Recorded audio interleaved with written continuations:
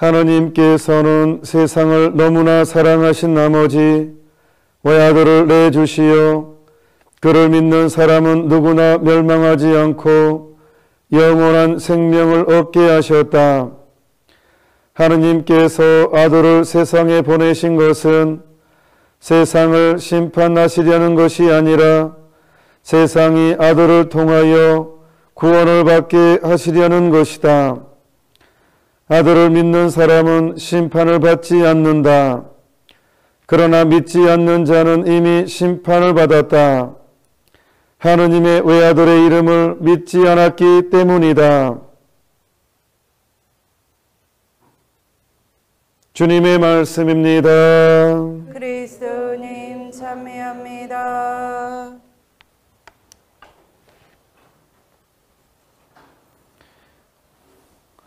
하느님의 외아들 예수 그리스도, 하느님한테 아들이 있어요. 외아들, 그것도 외아들이라는 것은 유일한 한 명의 아들이죠. 한 아들이죠. 그래서 오늘 그러면 하느님한테는 아버지가 있고 아들이 있고, 그러면 아들도 하느님이라 부릅니다. 임금의 아들은 임금이니까 같은 임금이에요. 그러면 하느님이 두 분이냐? 두 분이 또 아니에요. 하느님은 한 분이에요. 가톨릭 교회의 교리에서 가장 중요한 선언입니다. 한 분이신 하느님을 찬미하나이다. 하느님은 한 분이에요. 근데 아버지가 있고 아들이 있어. 두 명이어야 돼. 근데 아니, 한 명이라 그래. 근데 또 성령도 계시네. 몰랐는데 예수님이 또 올라가시면서 위로자이신 파라클리토 성령을 보내주시겠다고 약속을 하고, 또 예수님이 또 세례를 줄 때 그냥 내 이름으로 세례를 주라고 하지 않아요. 제자들한테 모든 백성을 가르치고 성부와 성자와 성령의 이름으로 세례를 주라고 해요. 여기서 이제 성부, 그러니까 한자 쓰니까 거룩할 성자 아비부자예요. 거룩할 성자 아들 자자고, 거룩한 영. 그러니까 라틴 말로 하면 그냥 in nomine patris, patri, 아버지, et filii, 그냥 아들, et spiritus, 성령, 그냥 in nomine patris, et filii, et spiritus sancti, 거룩한, 대신 거룩한 아버지, 거룩한 아들, 거룩한 영, 그냥 번역하자면 그 이름으로. 그게 이제 한자 말로는 성부, 성자, 성령, 그렇게 이제 표현하는 것입니다. 근데 한 분이래요. 세 분이어야 맞아요. 우리 상식으로는 성부 하느님, 성자 하느님, 성령 하느님, 그러니까 세 분의 하느님인데, 이스라엘에서부터 쭉 한 분 하느님이라고 얘기를 해요. 도대체 알아먹을 도리가 없습니다. 어떻게 성부, 성자, 성령으로 나누는데 한 분의 하느님이라고 하시는가? 당최 모르겠다. 그런데 우리가 알 수 있는 것은 그냥 H2O가 있잖아요. H2O. 뭐 그런가 보다. H2O가 물이잖아요. 수소하고 산소가 결합된 물이 한 방울의 물이에요. 근데 그 안에는 수소 2와 O가 있어요. 그래서 하나의 물을 이룬다. 각각 수소는 분명한 수소고, 산소는 분명한 산소인데, 각자가 분명히 고유한 화학 기록으로 있지만, 한 물로 돼 있는, 하지만 각각의 구분되고, 그렇게까지 좀 이제 화학 기호로 보면, 그래, 그게 해석할 수 있습니다. 하지만 더 근본적인 것은, 우리가 이해하냐, 이해 못하느냐가 아니라, 더 근원적인 것은, 하느님이 우리한테 그렇게 계시를 했다는 거예요. 우리에게 당신을 드러냈다는 거예요. 옛날 고대의 옛날 사람들의 종교는요, 거의 다 다신교입니다. 그리스 신화, 로마 신화, 신들이 많습니다. 신들끼리 전쟁하고 질투하고, 모든 민족 안에 다신교입니다. 모든 것은 다신입니다. 다신.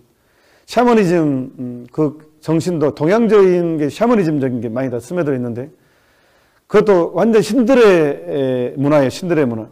심지어는 진짜로 그 불쏘시개를 옛날에는 부직갱이라고 하거든요. 오랜만에 들어보죠. 부직갱이. 예비 프란치스 경제님 부직갱이 들어봤어요? 알죠? 예, 촌 사람들은 부직갱이를 알아먹습니다. 예. 부직갱이. 부직갱이도 신이 있었어요. 부직갱이 신도 있어요. 부직갱이 신. 예, 부직갱이도. 이게 샤머니즘인데. 그 정도로 이 모든 문화 안에는 이 종교 그럼 다 다신교예요. 다신교.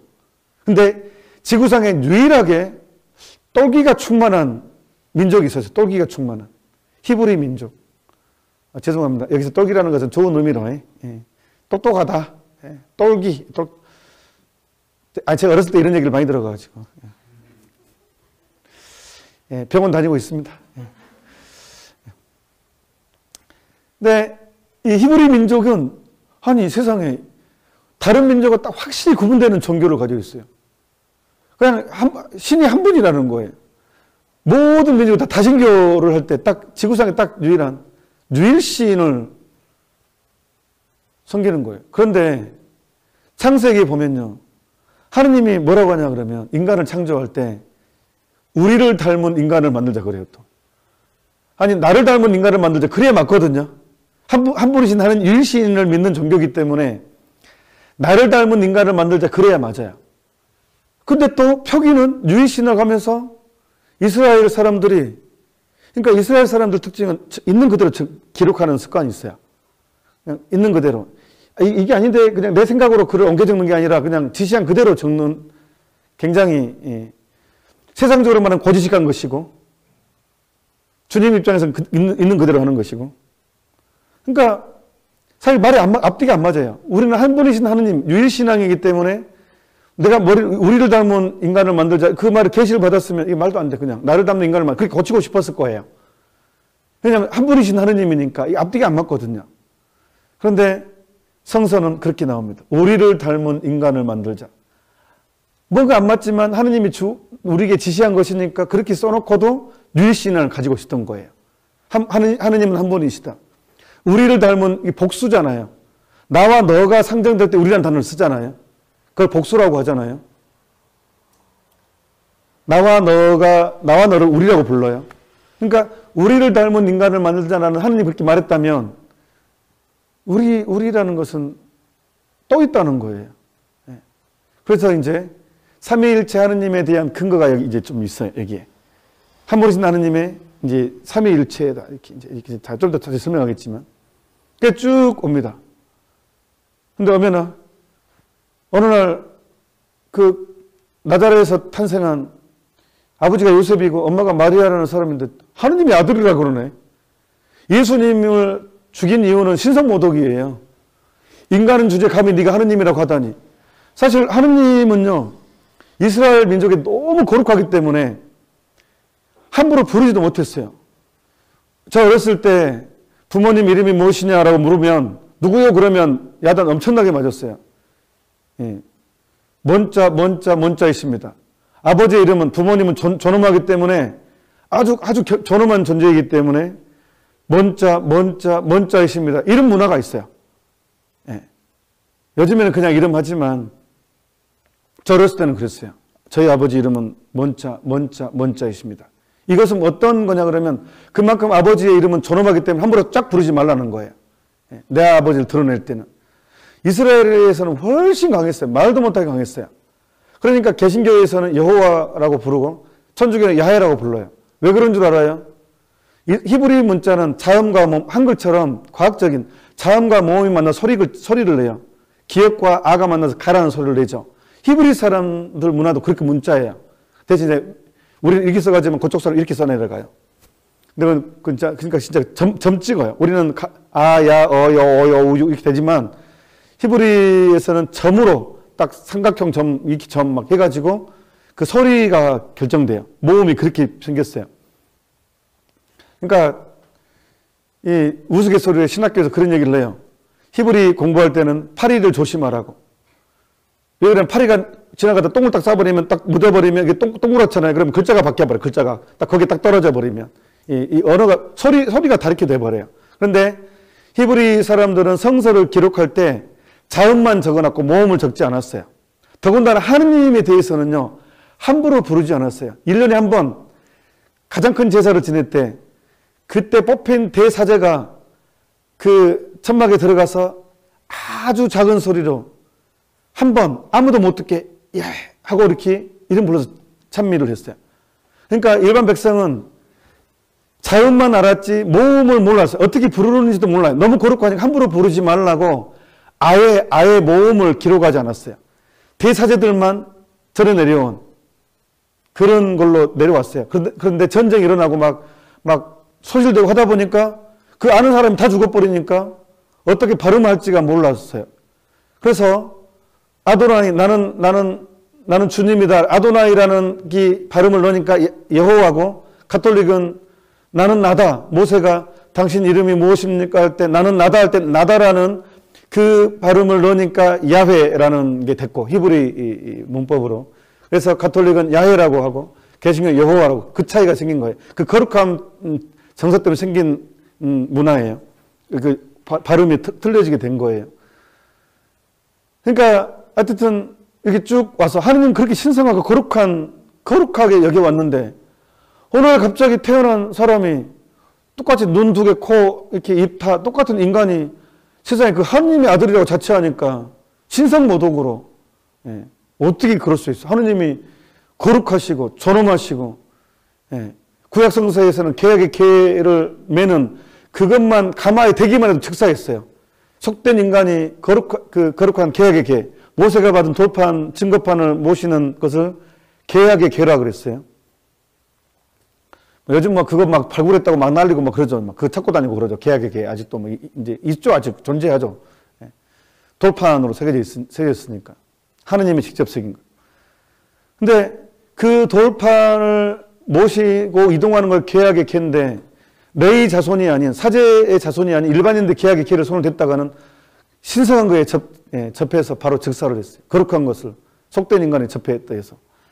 그 구약성에 그렇게 나와 있죠. 그러니까 너무 거룩하고 신성한데, 그래서 하느님 이름도 함부로 부르지도 않았는데 세상에 갑자기 우리 가운데 하느님의 아들이라고 자처해요. 용납을 못한 거예요. 그래서 신성모독죄로 죽입니다. 감히 인간인 주제에 하느님의 아들이라고 하다니. 그분이 바로 예수님. 근데 구약성서에서는 메시아를 보내줄 것이다. 약속을 하죠. 이게 이제 메시아를 보내줄 것이다. 구약성서고, 오신 메시아에 대한 얘기가 신약성서고. 근데 히브리 사람들은 예수님을 신성모독으로 죽였기 때문에 메시아로 받아들이지 않았죠. 아직도 기다려요. 아직도 올 것이라고 기다리는 게 유대교고, 아니 왔다. 2000년 전에 당신이 신성모독죄로 죽인 예수님이 바로 성서에 예언된 그 메시아다라고, 이게 그리스도교고, 아니 아직 안 왔다. 이게 유대교고 그거예요. 근데 예수님이 하느님의 아들이라고 했어요. 그래서 이거를 받아들이냐. 사도 베드로가 제일 먼저 고백했죠. 우리가 당신은 하느님의 아들 그리스도이십니다. 그래서 시몬 바르요나야, 너는 참으로 행복하다. 이걸 알려주시는 분은 네가 아니라 하느님 아버지시다. 너는 참 복되다. 이게 그거예요. 그 뜻이에요. 그러니까 제일 먼저 가장 정확하게 베드로가 이제 공개적으로 당신은 하느님의 아드님이시라 고백을 하죠. 유대교 신자잖아요. 그전에는 베드로는 다 12살 다 유대교 신자들이에요. 예. 그런데 올 것이다를 믿어서 이분이시다라고 이제 베드로가 처음으로 고백을 해요. 예. 그 감동스러운 대목이죠. 예. 그 12사도 드디어 이분이구나. 조상들이 예언한 그 하느님이 올 것이다 이분이시구나. 그래서 이제 하느님의 외아들, 거룩한 아들, 그래서 성자 예수 그리스도. 그리고 이제 하느님의 아들이니까 하느님 왔는데, 하나님 또 예수님이 막판에 또 알려줘요. 이제 곧 위로자이신 파라클리토 성령이 올 것이다. 위로자 성령이. 그래서 하느님은 세 분인데 근데 또 한 분이래요. 자, 우리가 소화할 수 있는 것은 딱 그겁니다. 하느님은 이렇게 알려주셨다는 것. 그리고 우리가 그래서 우리 용어로 해석하는 것은 뭐냐 그러면, 인간을 한 인격이래요. 인격. 인권이 제일 중요하죠. 인간의 인격, 자유죠. 인간이 하느님한테 받은 선물 중에서 가장 큰 것은 자유예요, 자유. 예수님이 우리에게 오신 이유는 우리를 얽어매기 위해서 오신 것이 아닙니다. 해방시켜 주기 위해서 오셨습니다. 제가 고등학교 2학년 때 세례받을 때 가장 큰 체험이 이것입니다. 해방자 예수님. 이것이 저한테는 전부였습니다. 자유였어요. 제가 체험한 하느님은 자유. 이게 인간의 가장 큰 존엄함의 중심에 있죠. 인간은 자유로운 존재라는 거. 그래서 이 자유로움을 표현한 게 인간은 인격이 있다 그래요. 인격. 이거를 표현한 게 한 인간은 인격이라고 얘기해요. 인격.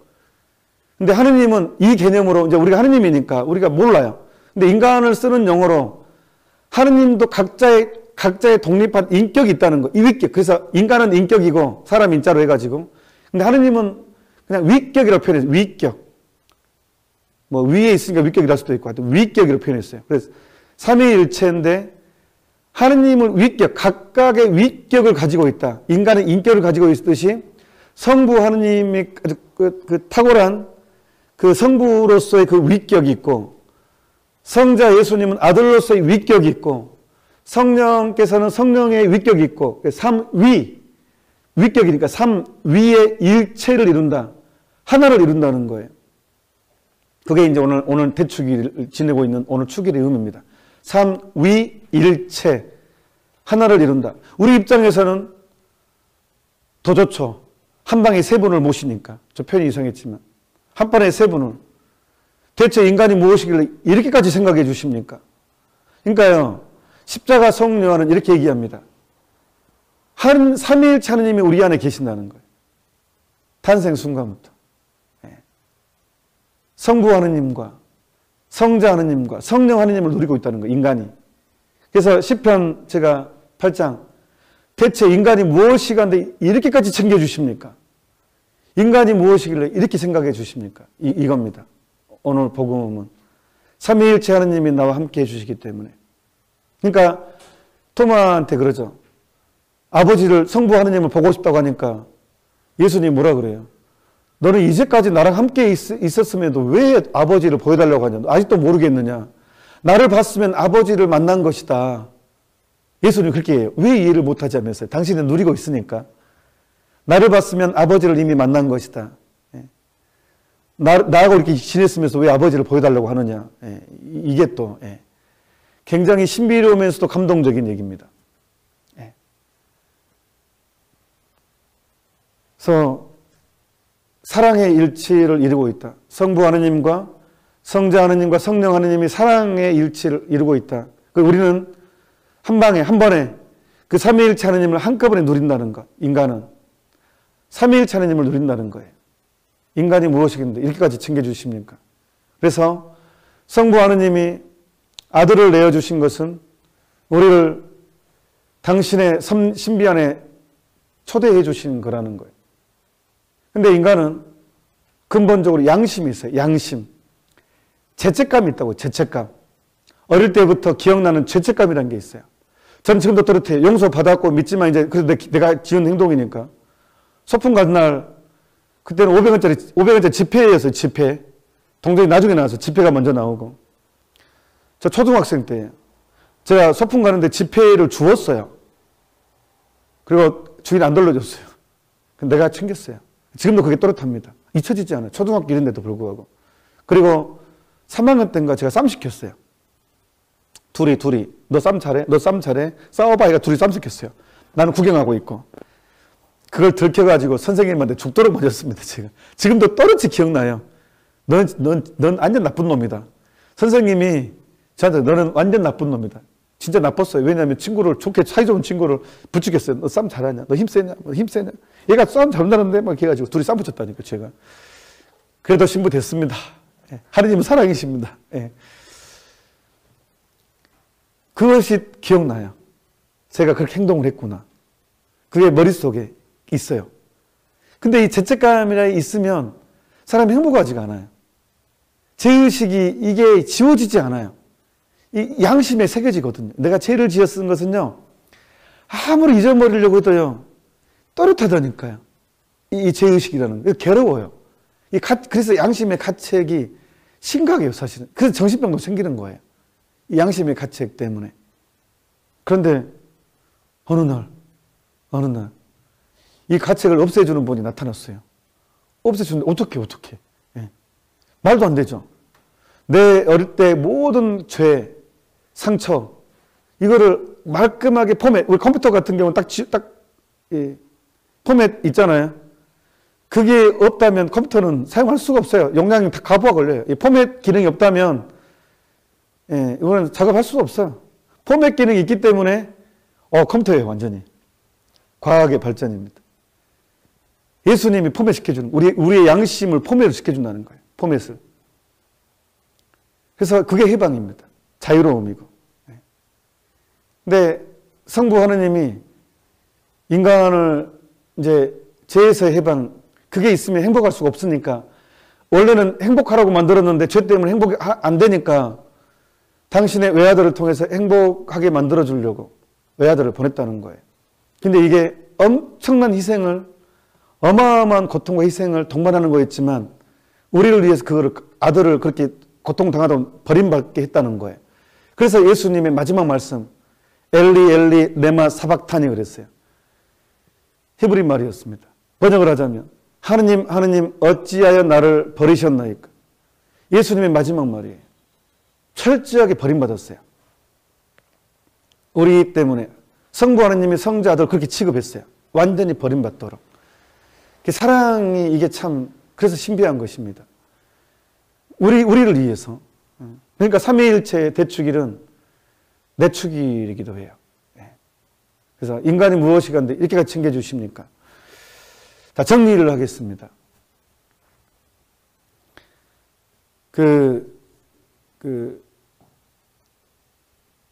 제가 달이라는 영상 잠깐 올렸는데 그 굉장히 유명한 영상이죠.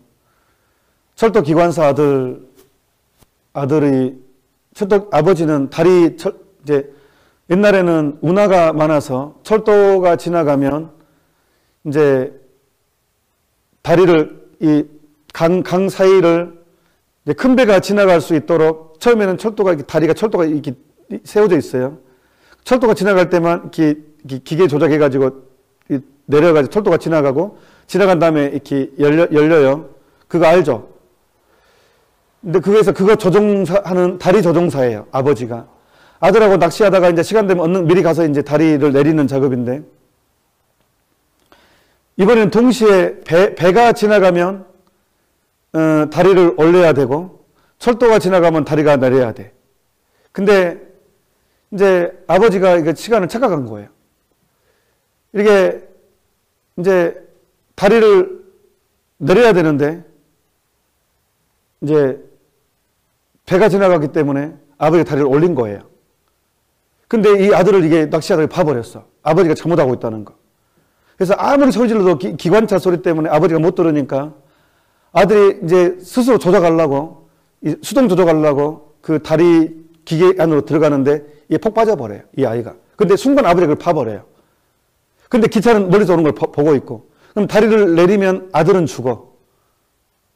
그리고 아들을 살리기 위해서 다리를 안 내리면 철도가 그 충돌사고로 그 기차 안에 사람들 다 죽어요. 아버지는 선택해야 돼. 아들을 죽이느냐, 아들을 죽이고 저 사람들을 살리느냐, 아들을 살리고 저 사람들을 죽여야 되느냐. 두 가지 중에 하나를 선택해야 돼. 다른 방법이었어. 둘 중에 하나는 해야 돼. 가만히 있으면 아들은 살아요. 대신 기차 안에 사람들은 죽어. 탈선해가지고 뭐 뒤집어지고 해가지고. 그리고 다리를 내리면 아들은 죽어. 깔려가지고, 이게 내리는 거에 눌려가지고. 그 이야기예요. 철도 기관사, 그 다리 조종사의 이야기. 근데 아버지는 어떤 선택을 합니까? 그 열차 안에 있는 사람을 살리기 위해서 아들을 죽이는 걸 선택합니다. 아버지 손으로 버튼을 누릅니다. 저는 당연히 이것은 삼위일체 하느님, 성부 하느님이 우리에게 하신 아들을 내주는 거예요. 예수님을, 당신의 외아들을 우리한테 내주는 거예요. 우리를 살리기 위해서. 그게 이제 죄값을 대신 치르게 하는 거예요. 그냥 용서해 주는 것이 아니라 죄를 지으면 누군가 속죄를 해야 돼. 죄값을 치러야 돼. 죄를 지으면 누군가가 속죄를 해야 돼. 죄값을 치러야 되는데 누군가 해야 돼. 그래서 당신 영원하신 분을 해야지만이 그 죄값의 효력은 영원하게 미치죠. 인간은 영원한 존재이기 때문에 우리가 죄값을 치르면 유한한 것밖에 안 돼. 근데 영원하신 하느님이 죄값을 치르면 그 죄값의 효과는 영원하잖아요. 그러니까 당신 의 아들밖에 할 사람이 없는 거예요. 모든 인간의 죄값을 영원히 치르게 하려면 영원하신 분밖에 없어야 돼. 그럼 또 인간이어야 돼. 인간을 대신할 수 있어. 근데 인간으로 태어나야 돼. 그래야 이게 체급이 맞아요. 인간으로여야지만이 인간을 대신할 수 있고 하느님이어야지만이 이 효력은 영원히 미치게 되고 하느님만이 영혼을 쓸 수 있으니까. 그러니까 이 죄의 효력은 영원히 미치는 거예요. 모든 인간에게 미치는 것이고. 그러니까 하느님이신 분이 인간이 되신 거예요. 그분이 예수님이시고 그게 성자 하느님이시고 그리고 당신 또 승천 우리를 또 각자의 예수 그리스도가 되기 위해서 승천해야 했어요. 우리를 또 성장시키기 위해서. 부모는 때가 되면 젖 물린 때가 되면 젖을 뗍니다. 쓴 것 발라버립니다. 왜? 이 아이를 성장시키기 위해서. 때가 되면 딱딱한 음식을 줘야 됩니다. 애가 울고 불고 해도 음식을 먹여야 됩니다. 왜? 성장시키기 위해서. 때가 되면 집에서 떠나 보내야 됩니다. 왜? 성장시키기 위해서. 집안에만 있으면 절대 인간은 성장할 수 없거든요. 보호받는 안에서는 인간은 절대로 성장할 수 없습니다. 그래서 떠나는 것입니다. 떠나라라고 요구합니다. 우리가 그는 부모가 싫어서가 아니라 이 아이가 성장하기 위해서입니다. 떠나라고 요구하는 것은 네가 싫어서가 아닙니다. 신앙 안에서는. 하느님은 눈물을 머금고 그 떠나라를 요구하십니다. 우리에게. 떠나라. 가장 사랑하는 사람으로부터 떠나야 됩니다. 때가 되면. 이게 우리의 운명입니다. 그래서 예수님도 당신의 아들을 떠나게 만들었고 이 지구상에도 또 떠나게 만듭니다. 고통을 통해서. 버림받게 만드십니다. 그리고 이제 당신이 떠나야지만이 또 우리가 각자 예수 그리스도, 알테르 크리스토스 그러거든요. 이거를 번역하자면 제2의 그리스도. 우리 각자 한 사람 한 사람은 또 한 사람이 예수님이 되는 거예요. 그러면 예수님이 떠나가셔야 돼요. 같이 있으면 절대 예수님한테 의지하게 되기 때문에 우리는 절대 알테르 크리스토스가 될 수가 없어요. 항상 의존하게 돼요. 그래서 당신은 떠나셔야 했습니다. 우리가 성장하기 위해서, 완성되게 해주기 위해서. 그런데 떠나자니 너무 안타까워요. 너무 약해 인간이. 그래서 예수님은 눈에 보이지 않는 하느님, 성령을 보내주십니다. 그분이 바로 이제 위로되신 파라클리토 성령. 우리가 혼자가 아니라는 것. 내가 성장하긴 하는데 내가 너무 약하니까 그때그때 성령께서 우리를 함께 해주시고 힘을 넣어주시고 말로 다 할 수 없는 탄식함으로 나보다 더 나를 간절하게 이끌어주시는 그 성령, 그 며칠 전에 이제 지난주가 성령 강림 대축일이고 그래서 지금은 이제 오늘 삼위일체 하느님이 함께 한다는 것으로 이 모든 것이 성령을 통해서 이 지구상에서는 성령을 통해서 삼위일체 하느님과 함께 살아간다는 것을 우리가 선포하는 것입니다. 그래서 제가 서두에 인간이 무엇이가 한데 이렇게까지 생각해 주십니까? 라고 하는 것입니다. 그래서 우리는 삼위일체 하느님 각각의 존엄함, 각각의 위격, 각각의 인간으로 따지면 인격을 고유한 인격을 가지고 계시면서 활동하신다는 것. 하느님은 한 분이시지만 그렇게 하나를 이루고 있다는 것. 사랑으로. 그렇습니다. 그래서 우리의 신앙은 삼위일체의 신앙이고 삼위일체의 사랑이고 그렇습니다. 이것을 내가 받아들인다면 인생을 완전 다른 차원에서 살아갈 수 있습니다. 삶을 완전히 다른 각도에 다른 차원에서 굉장한 여유 있게 삶을 살아갈 수 있는 힘이 여기에서 생깁니다. 며칠 전에 말한 사소한 것에 목숨 걸지 않게 됩니다. 이게 안 되면 인간은 진짜로 사소한 것에 목숨을 걸게 됩니다. 별거 아닌 것에 엄청나게 싸우게 되고 그 마리아지라는 잡지책에 이런 내용이 있습니다. 정리를 하겠습니다. 마리아지라는 책에 어떤 부부가 27년인가 30년인가 살았는데 이 부부는 희한하게도 부부싸움을 할 때마다 그걸 기록을 했대요. 나중에. 우리가 어떤 이유로 부부싸움을 했는지 기록을 했대요. 근데 총 싸워본 것을 이제 한 몇십 년을 딱 싸워보니까 총 4,600 몇 번을 싸웠대요. 4,600번 넘게. 30년 정도였나? 27년이었나? 근데 4,600번을 넘게 싸웠는데 그 싸움의 이유를 계속 기록하다 보니까 나중에 알게 됐대요. 별것도 아닌 거 싸웠다고. 부부싸움이 진짜 별거 아닌 것 같고 대판 싸운대요. 처음에는 불 좀 끄라는 걸로 왜 네가 끄지 왜 내가 끄지 해가지고 그것도 시작해가지고 대판 싸우게 되고 그러니까 이게 얘기를 하는 이유는 우리 사소한 것에 목숨 걸지 말자. 삼위일체 하느님을 내가 누리고 있다면 사람은 대범해지게 되고 여유가 생기게 되고 좀 더 멀리 바라보게 되고 사람들의 여론에 내가 왔다 갔다 하지 않게 된다는 것. 지금 이 시대는 어떤 시대냐 그러면 사람의 여론에 왔다 갔다 하는 시대가 됐습니다. 소신이 사라졌습니다. 여론이 진리가 돼버렸고 내 소신은 사라졌습니다. 본당에서도 왕따 안 당하려면 옳지 않은 것도 옳다고 해줘야 됩니다. 왕따는 곧 죽음이기 때문에 이 시대에서 왕따는 죽음이기 때문에 옳지 않아도 예스 해야 되고 예스 해야 될 때 아니요 해야 되는데 예스 하게 됩니다. 왜? 왕따니까. 그러니까 열심히 살고 싶어도 열심히 살 수가 없어요. 완전히 그게 너무 혹독한 고통이기 때문에 적당한 선에서 살게 만들어버리는 문화죠. 지금은. 양다리를 걸치게 하는 문화. 근데 삼위일체 하느님의 현존을 내가 이거를 확실하게 믿게 된다 그러면 거슬러 살 수 있는 힘도 받게 됩니다. 그러니까 주님은 나의 목자, 아쉬울 곳 없다. 이제 이게 생기게 됩니다. 죽음의 골짜기를 간다 하더라도 주님 함께 계시오니 무서울 곳이 없나이다. 이게 가능하게 됩니다. 이것을 가장 잘 현실감 있게 살아내신 분 중에 한 분이 프랑스의 유명한 가톨릭 소설가 레옹 블로와였습니다. 이분은 글이 아주 정확하고 이 통찰력이 확실한 사람인데 이분은 찢어지게 가난했습니다. 진짜 말 그대로 찢어지게 가난했습니다. 근데 이분은 철저하게 신앙 안에서 살아내신 분이십니다. 제가 굉장히 좋아하는 프랑스 소설가 레옹 블로와. 제가 불어만 잘할 수 있다면 이분 책도 좀 번역하고 싶은데 다행히 제가 불어를 못해서 못하고 있습니다. 근데 이제 오늘 강문 길어졌는데 죄송합니다. 이 얘기만 하겠습니다. 레옹 블로와가 얼마나 그 극단적인 가난까지도 완전히 하느님의 섭리에 살기 때문에 성서를 실감나게 이렇게 그려낸 분이거든요. 그냥 가난까지도 그냥 감사하게 굴욕으로 생각하지 않았습니다. 가난까지 주어진 대로 사는 이분한테는 굴욕, 다른 사람이 손가락질 하더라도 자기는 떳떳했습니다. 학벌이든 가난이든 전혀 사람들의 어떤 거에 그냥 생각하지 않고 그냥 자기 식대로 살았어요. 레옹 블로와는. 근데 이 아브라함 이야기 나오죠.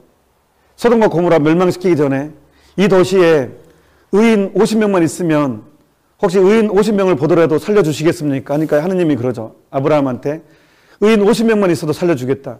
철년들이 40명은 어쩌겠습니까? 40명도 살려주겠다. 30명, 20명, 10명까지 떨어집니다.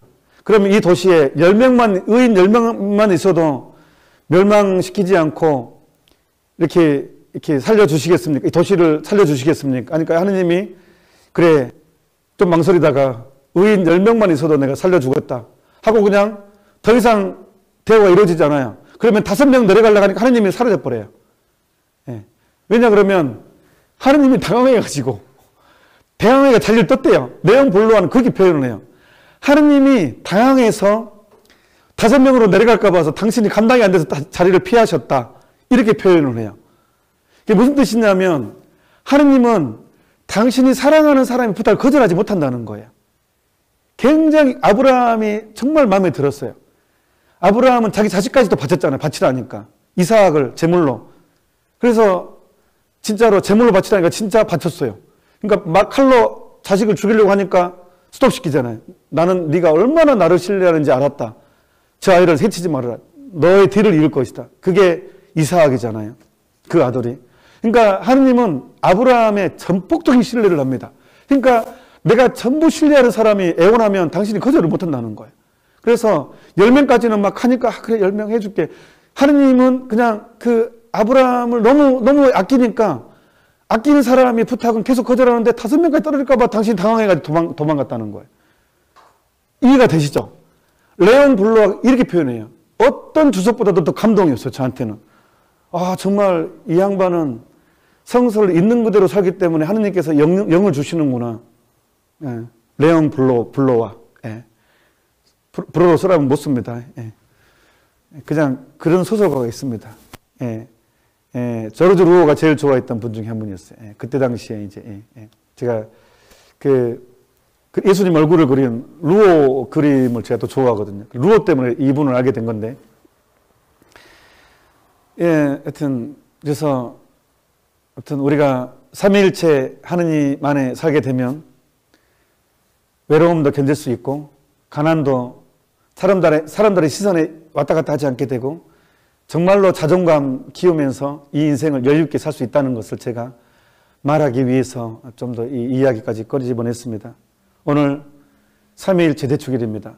예수님이 세상에 내 안에 성부 하느님, 성자 하느님, 성령 하느님께서 내 안에 거하십니다. 인간은 그래서 존엄한 존재. 여러분 한 사람 한 사람은 학벌하고 상관없이 재산하고 상관없이 색깔과 검은색이든 백인이든 이 갈색이든 그거하고 상관없이 삼위일체 하느님이 거하시는 지극히 존엄한 존재가 됩니다. 잠시 묵상합시다. 아멘. 아멘.